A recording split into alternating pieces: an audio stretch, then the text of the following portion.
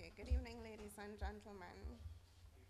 Um, placed in a very interesting position this evening following Mrs. Henry Wilson's presentation, one which I believe has structured and set out for us the importance of the avenues that we look at for tertiary level education, as well as the programs that we may look to study and the importance of how they are placed in the broad scheme of things.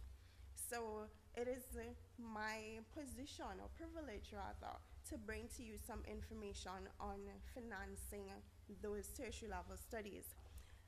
Now, the Students' Loan Bureau is an institution that sometimes you get mixed reactions based on what we do and how we do what we do. So I am just here to shape it for you within the context of what it is, what it was created to do, what we currently do, and where we hope to move towards. So the Students' Loan Bureau, being the sole institution that is responsible only for the financing of tertiary level education, rests within a landscape where we see a growing demand for tertiary level education. But paralleled to that growing demand is also a growing need for financing, because the vast majority of persons who do access funding from the Students' Loan Bureau are those who are most in need. The SLB operates what is referred to as a revolving loan fund. By that we mean if I borrow, once I repay, it can help to fund other persons. Now, the SLB currently faces a very huge delinquency problem, which I will speak to later on, but it's simply because people don't repay the funds to keep that revolving fund going, to ensure that generations upon generations can actually access tertiary level education. Tertiary level education in the past was considered a luxury. So you'd find that only rich people were able to go to university, were able to access that degree, a first degree, and then only the super rich people were able to go on to postgraduate studies. But as society evolves and the world becomes more and more of a global village, you find that it is important for us to access a degree, a master's degree, even a PhD. And the Students' Loan Bureau, through the revolving loan fund, tries to encourage or stimulate or provide for majority of people to access funding for tertiary level education. Currently, the Students' Loan Bureau funds approximately 30% of the university population in Jamaica. And university is just a term used loosely because we do fund community colleges, teachers' colleges, and other types of institutions such as the Caribbean Maritime Institute.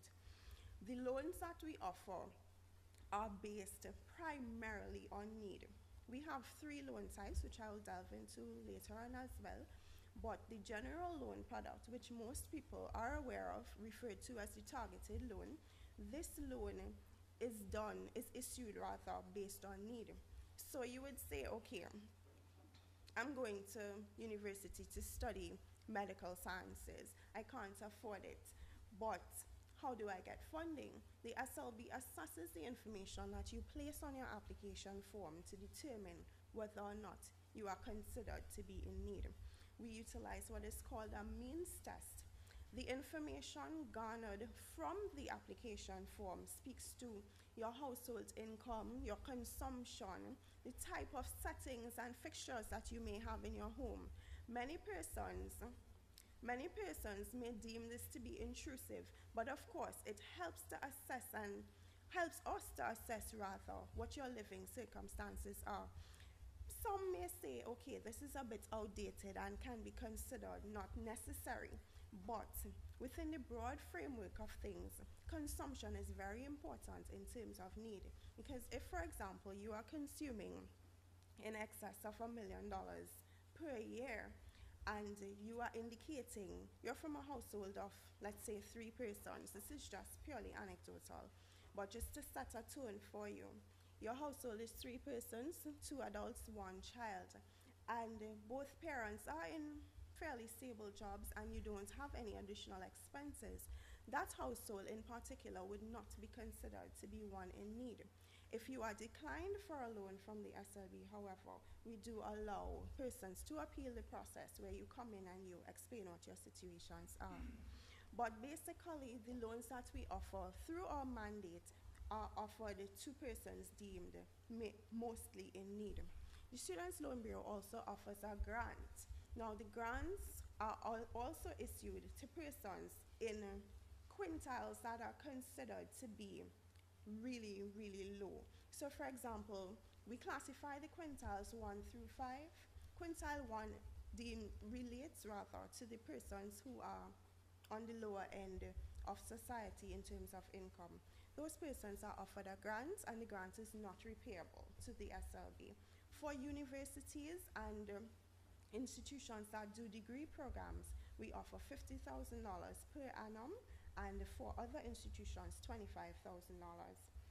Paying attention to the next slide, it speaks to what our mandate is: to provide affordable financial assistance through a sustainable revolving loan fund to students in need who are desirous of pursuing tertiary education, thereby contributing to social mobility and nation building.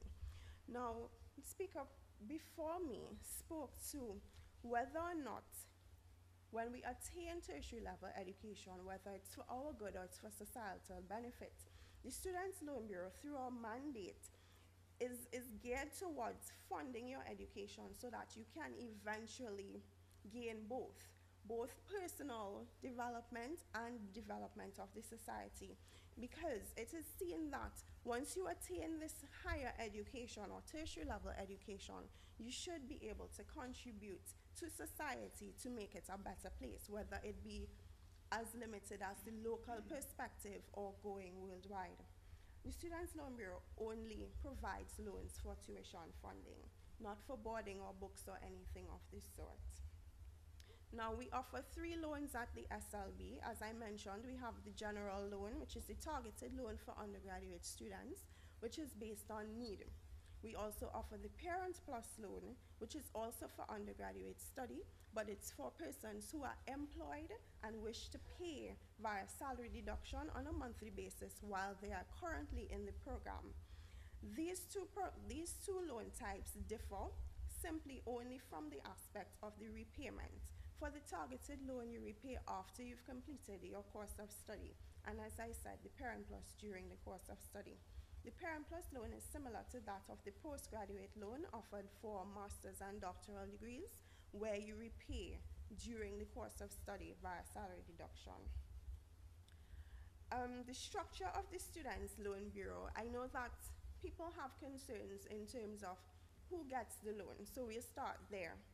So mainly our target group is between 16 and 35, but we do offer loans to persons as young as 50.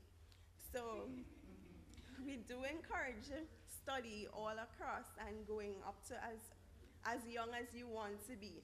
So I don't like that word old, so I'll use young. So between the ages of 16 to 50, you can indeed access funding from the Students' Loan Bureau for programs, courses at approved tertiary level institutions in Jamaica and the region.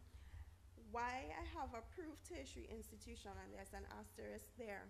There are a number of institutions in Jamaica that are accredited, or they claim to be accredited.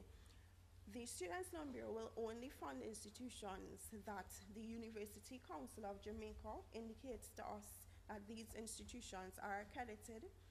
From there, the Ministry of Education will then recommend to the Students' Loan Bureau institutions that should be funded, and from there it goes to the SLB Board of Directors for a decision.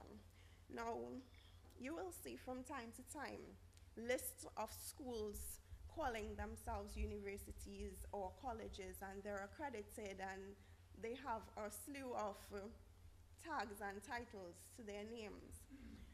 Not just because it glitters means that it's gold. So the Students' Loan Bureau is very careful in choosing institutions that we fund. Over the years, the tuition costs have escalated, and From time to time, you do notice there are students who can pay a portion of the fee, so they come to us for another portion. So we fund those people as well. We also fund persons who really just cannot afford the tuition as a whole. And of course, the organization is geared strictly to Jamaican citizens. So I can't get a loan if I wanted it. All right, now this is a very interesting point, that of the interest rate on the loans offered by the Students' Loan Bureau. Currently, the interest rate stands at 9% add-on interest per annum. This is trending downward from as high as 21%, down to 18%, down to 16%, down to 12%, and we're now at single digits. We remain at the add-on rate of calculation for the time being. The definition below outlines what exactly the add-on rate of interest is. It's a method of calculating interest whereby the interest payable is determined at the beginning of the loan and added onto the principal that you borrow. The sum of the interest and principal is the amount repayable upon maturity. Now, if I were to say offer you a loan over the life of your course, which is 3 years, and the total principal that you would have borrowed looks at somewhere between 450 and 500,000. On the add-on basis, what happens is that the interest, as it says here, is added to the principal amount, which will then give you the total that you would be required to pay. So if we look at that amount, you would be looking at a monthly payment of roughly $8,000 per month. It sounds a lot, and I know that people from time to time say, boy, I wish this monthly payment could be smaller. But based on the current rate of calculation, that is basically what we can offer. However, in recent times, as recent as 2012, there were statements made in the public arena that the SLB will be moving to the reducing balance rate of calculation, which I know most people feel is significantly better and works out better for them in the long run.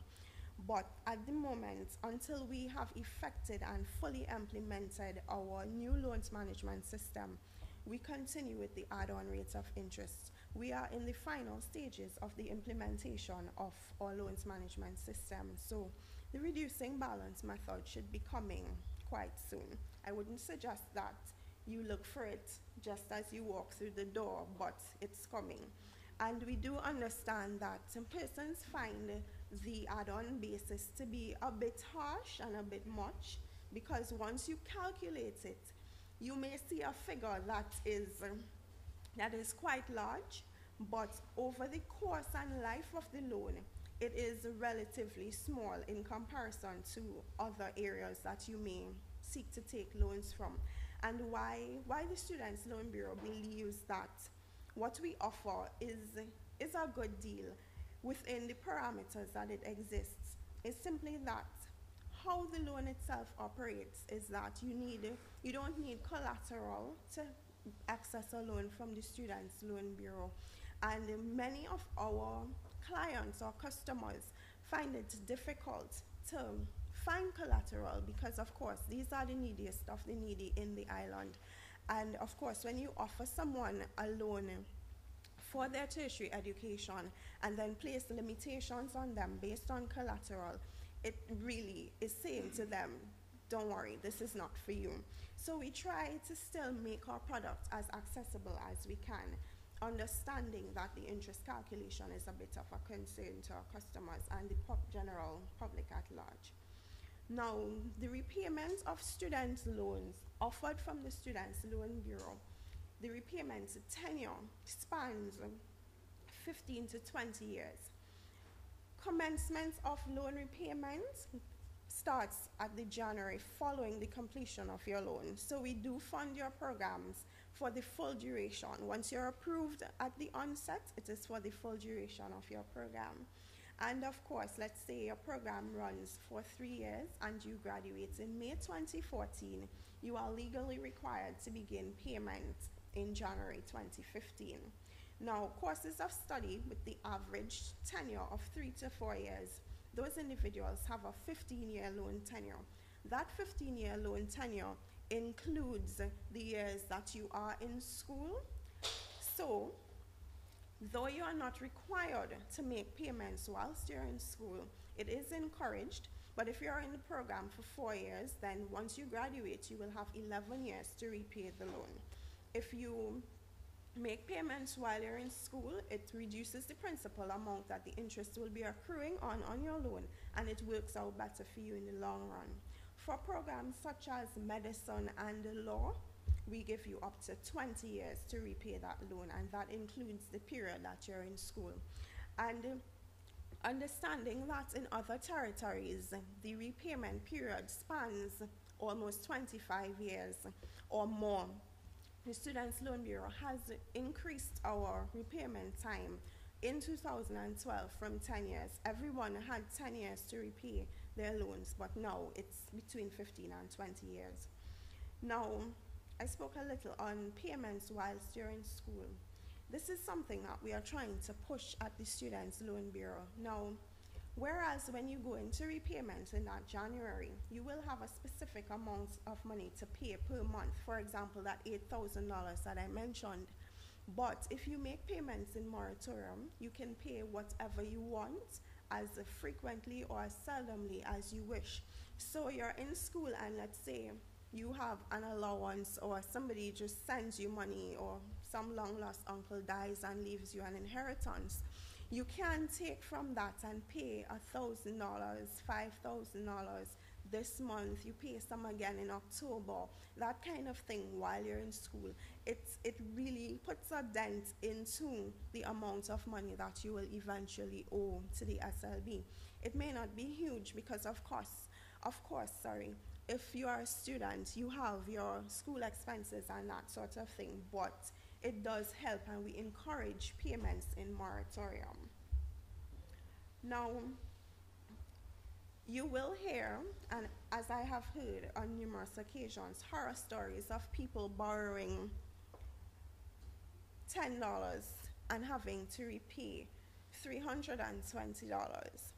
Sometimes what happens is that loans that go into arrears attract late penalties. People don't tell you these things, they don't tell you what they've done wrong. They tell you what the institution has done wrong. So I'm just here to try to enlighten you a little bit on what happens in some of those cases. If you borrow from the SLB and January comes, your payment becomes due on the 1st of January. You have all of January to make payments to the loan, and you're given a grace period up to the 10th of the following month. So the 10th of February, if you don't pay by that 10th of February, come the 11th of February, a late penalty of $500 is attached to your account. So for people who speak of paying double and triple the amounts that they borrowed, sometimes they have not paid a dime on that loan. And as I mentioned initially, we operate a revolving loan fund. So what these persons are doing is hindering other people from accessing funding to go to school, and you end up hearing, boy, time's hard and I can't find this and I can't go to school because I don't have the money, and the SLB is not willing to lend. We are willing to lend, but we don't have the resources to lend. So what we try to do is work with the customers to say, okay, you can't pay 10,000, but you can pay 3. Come, pay that 3,000, and we'll work with you along the way. We do have programs in place to assist persons who are having difficulties with the payments. We offer restructuring of the loans, which is what I spoke to a little while ago, where you pay less than you really should be paying. Then we offer graduated payment plans, where we start off saying, okay, you earn 20,000, your monthly payment should be 16,000. Of course, you can't live if you pay 16,000 out of your 20,000. So we say to you, all right, come, and for the first 6 or 7 months, you pay us $2,000. if something happens where you can pay more, you let us know and you pay more. So we increase the payment gradually over time to accommodate your lifestyle, your income, and your ability to repay the loans. We also offer deferred loan payments where you've graduated and there's no job in sight, which is the story typically of a lot of our beneficiaries, especially in modern times where the economic crisis has just hit everybody left, right, and center.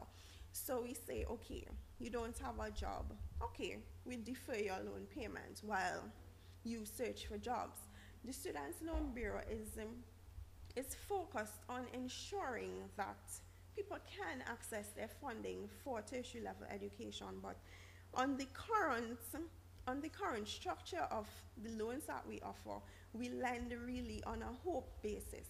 We hope that you will pay us back, and within the realistic framework of it all, we are here to help, but you need to help others so that everyone can get that ability to earn, to climb the social ladder, that sort of thing. But the SLB's concern right now is that of delinquency. It is a major concern to us.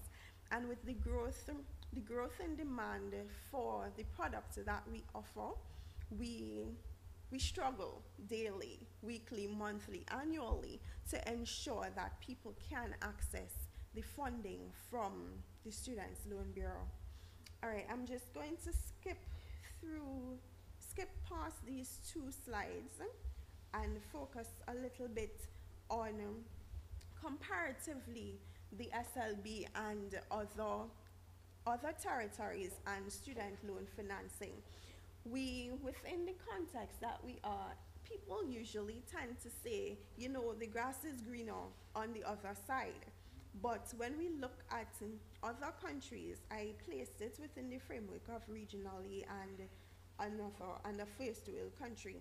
In terms of the structure of the SLB, we don't ask for collateral, but Barbados, who has recently started a student's loan scheme within the last 10 years, I think it's between 6 and 10 years, they ask for collateral. Canada also asks for collateral. The SLB requires 2 guarantors, no collateral, whereas the other entities or the other territories rather need collateral and guarantors. The SLB's repayments, as we discussed, between 15 and 20 years. Barbados, it's between 5 and 12 years, but this is dependent on the amount of money that you borrow. Canada has a standard 10 years to repay the loan. As much as people would say that, you know, SLB should lengthen their repayment time and that sort of thing, it stands to show that currently we offer the longest repayment period. Although it can get longer, this is what we offer at the moment. Now the interest rate, 9% versus the 4% of Barbados. And in Canada, they offer varying interest rates and varying methods of calculation. They even go so far as to offer 0% interest rate for certain territories in the country, which of course we have to bear in mind the financial and economic context that we are operating in. Of course, Canada and Jamaica and Barbados are on no means the same level economically. So of course, it's dependent on what you can afford to do. The method of calculation we discussed earlier, the SLB is currently on the add-on basis, whereas Barbados has a variable interest rate and Canada offers flexible or prime interest rates. They have options. So the students can choose what option of interest rate is most comfortable for them. Then we look at the aspects of the monthly payment, whereas the standard for the SLB and Barbados would be to have flat monthly payments. So it's calculated for you, whereas Canada offers the income contingent approach. The SLB would like to move in that general direction, but of course, given our mandate and given the laws that govern the Students' Loan Bureau, we operate under the Students' Loan Fund Act of 1970, and that act currently does not accommodate income contingent methods of collecting payments, but it's something that we are looking at and we're in the process. The SLB also does not bond the people to Jamaica, neither does Canada, what Barbados does. And the idea of bonding would help in terms of the reduction of delinquency, but there also needs to be something to bond people to. So if we say we are bonding you, but there are no jobs, the prominence or the prevalence of delinquency still remains. The grace period, the SLB offers that maximum of 6-month grace period between completion of study and the January following.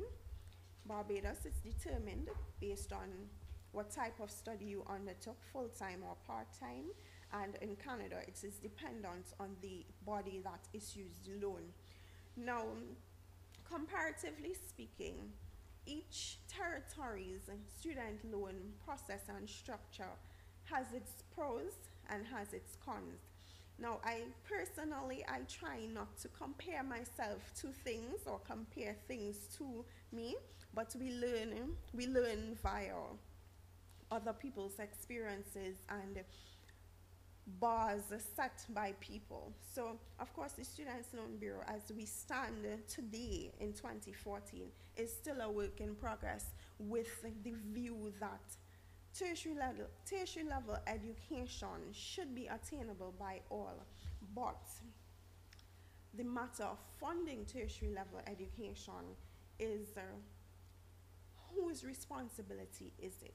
Is it the Students' Loan Bureau vis-a-vis the government? Is it my personal pockets? Is it scholarships? Is it what?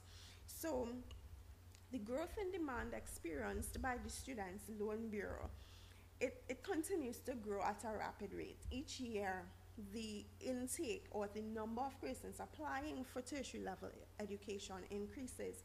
Applications for the 12-13 years, the slide illustrates, was a total of 16,676 persons, 23% over the previous year.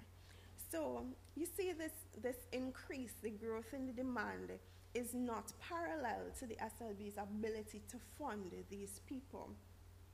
The disbursements that we do on an annual basis are exorbitant in terms of the resources that we have. So you'd see that in 2013, we disbursed $3.6 million and billion, that should be a B. In 2013, compared to the projected amount of, it's really 4.8 billion that we project for 2014. So if our delinquency, okay, and the table that I've just placed up will show you the approved loans versus the total figures disbursed from 2007 to 2013-14 academic year, and we see a change of approximately 135% in terms of increase. So as the SLB is positioned to be the premier institution in Jamaica to fund tertiary level education, the concept of funding is an issue for the Students' Loan Bureau. We look at the factors that impact on the demand. As I said, the growth in the number of students who are enrolled or attend the tertiary level institutions.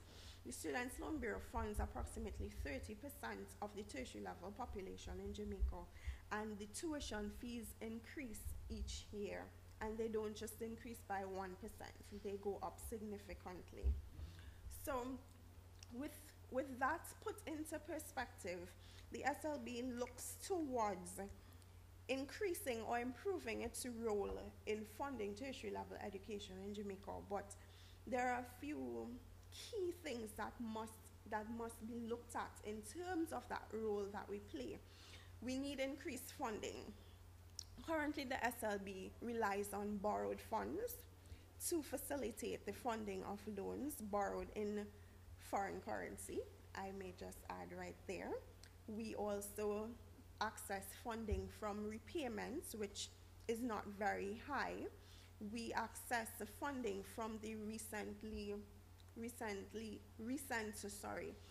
increase in the education tax. So we have those avenues for funding, but of course, that is not sustainable in the long run. We need to have consistent injection of funds in order for this organization to sustain itself, as well as the reduction in the delinquency levels. Of course, if every single student repaid their loan, that still is not enough to fund the tertiary level education through the Students' Loan Bureau, simply because of that growth in demand that I spoke of earlier. Changes in the legislation that will allow the Students' Loan Bureau to garnish wages. Currently, we are not able to do that. We have to rely on people's conscience to repay their loans or their obligations to society, their realization that if they don't pay, they're hindering others. So we need the ability to change the laws that govern the operations and the mandate of the Students' Loan Bureau. We have put forward proposals towards changing the legislation, for which we await approval from the powers that be. We also looked at public-private partnerships where, of course, no man is an island, and of course, also no organization is an island. So if we find ways, creative ways to join with public and private sector entities to look into how we can further assist persons in funding their tertiary level education, this will also assist the Students' Loan Bureau to assist the public by and large. Also, the investment of tertiary level education is very important. That concept that we get into our heads as a nation, as a region, as a population, that when we access a tertiary level education, it is an investment that we make into ourselves. So of course we can look to helping ourselves do better. So instead of just solely relying on the Students' Loan Bureau, how about looking into, once we have a child, or even for ourselves, setting aside a small amount per month that will contribute to your tertiary level education, that says, okay, I have 20,000. All I need to get from the Bureau is 80 or 60,000. Looking at helping ourselves to move forward. And in terms of the credit bureaus, the credit bureau implementation in Jamaica is a significant one, especially at this time, where it will help if people can understand that the debt burden that I carry affects me later on. So what the credit bureaus will do is help to put people's minds into the perspective that, listen, I need to clear my debts, I need to be financially responsible and look towards the repayment of my student loan or prudent financial management, so that I don't have debts following me or hindering me from accessing things that I really want later on. The deferral of gratification is very important, especially when looking at Students' Loan Bureau and the repayment of the loans that you may or may not take. If you want a nice pretty house in Cherry Gardens, it's Cherry Gardens or Cherry Hill? Cherry Gardens? Right. You want a nice house up there and you want to drive a 2014 motor vehicle.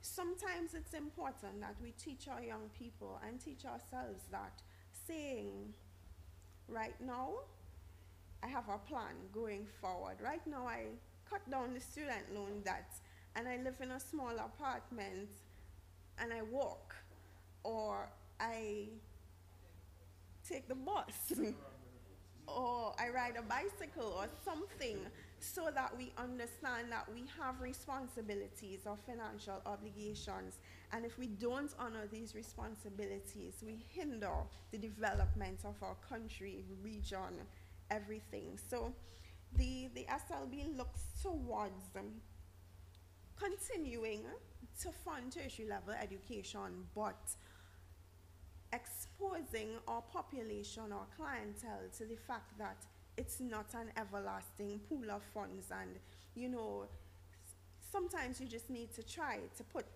one foot ahead and help us to help you.